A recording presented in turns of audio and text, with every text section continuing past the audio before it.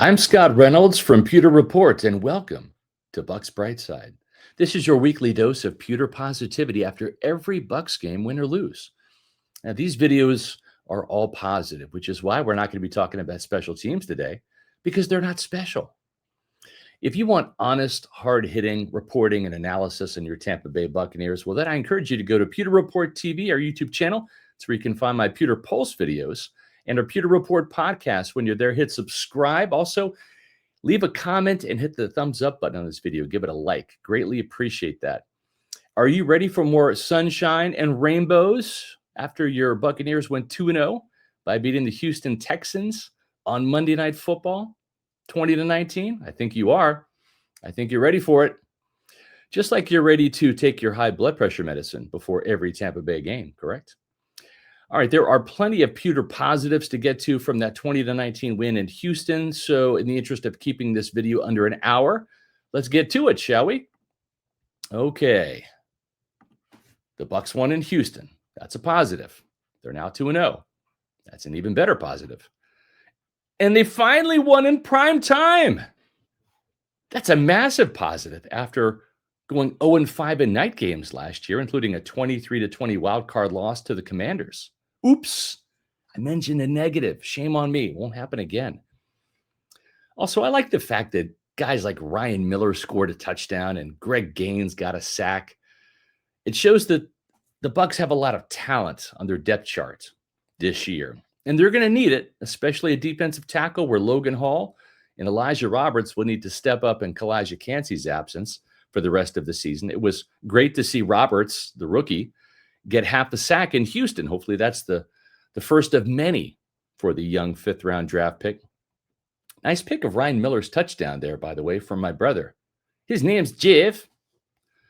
Another positive from Monday night's game is the hard-nosed running of Rachaad White.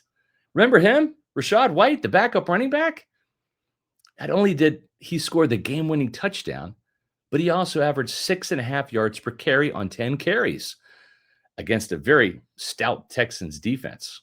And White saved the game by diving on a Baker Mayfield fumble in the fourth quarter and literally taking a helmet shot to the ribs. Ouch.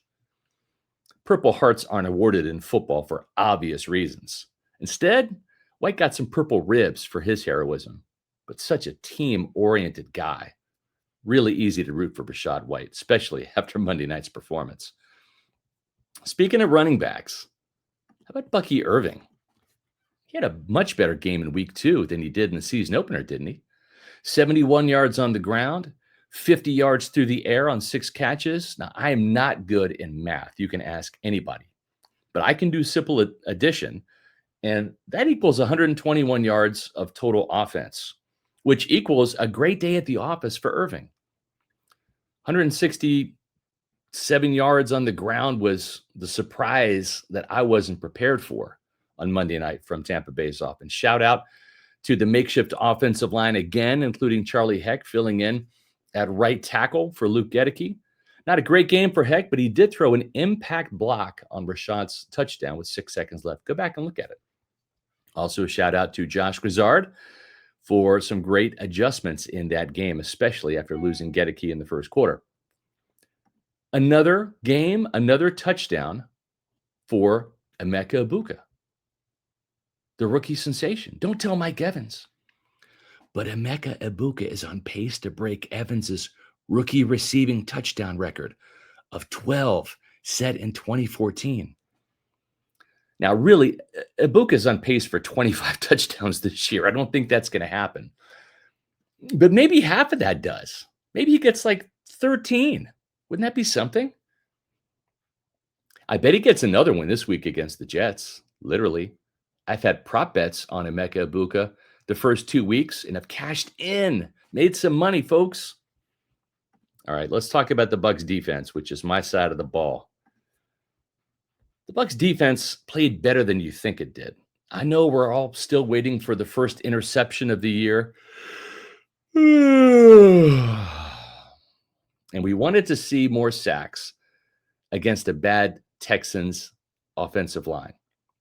But Todd Bowles' gang held Houston to 2 of 9 on third down. That's 22.2%, which is great. And they got them off the field. I like the blitzes that Bulls dialed up in the second half, especially. Oh, and how about the goal line stop by Vita Vea on second down from the 1 yard line? And then a few plays later, the fourth down stop in general.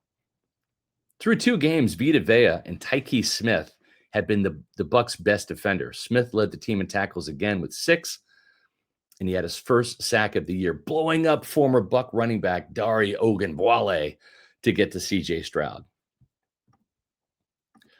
Well, that's it for this week's Bucs Brightside. No, I'm just kidding. I'm kidding. We got to talk about Baker Mayfield, don't we? Of course we do. How about the play of Baker Reagan friggin' Mayfield? Leader, gutsy, gritty, gamer, clutch, winner, warrior, legit MVP candidate. I could spend the next 30 minutes talking about the Bucs hero in Houston from Monday night, but I've got to wrap this thing up. But man, if you don't like watching Baker Mayfield, you've got to be a Panthers, Saints, or Falcons fan. Or maybe you're a Texans fan after Monday night. How can you not love watching this guy play football? So much fun to watch. He is the engine of the offense, the heartbeat of the team, just a fantastic player. All right, that is your Bucs Brightside for this week. Some Pewter positivity to get you through the rest of the week as the Bucs are 2-0 and they entertain the winless New York Jets in week 3 at Raymond James Stadium as the team celebrates its 50th year in the league. Remember, I'm here for you after every Bucs game, win or lose, and you're going to need some Bucs Brightsides, even more after the losses this year. And let's just hope that the first loss doesn't happen in week 3, which has been a bit of a jinx for Todd Bowles and company over the last couple of years. Certainly against the Jets. They're a beatable team. And certainly not in those 1976 throwback uniforms, right? They deserve a win.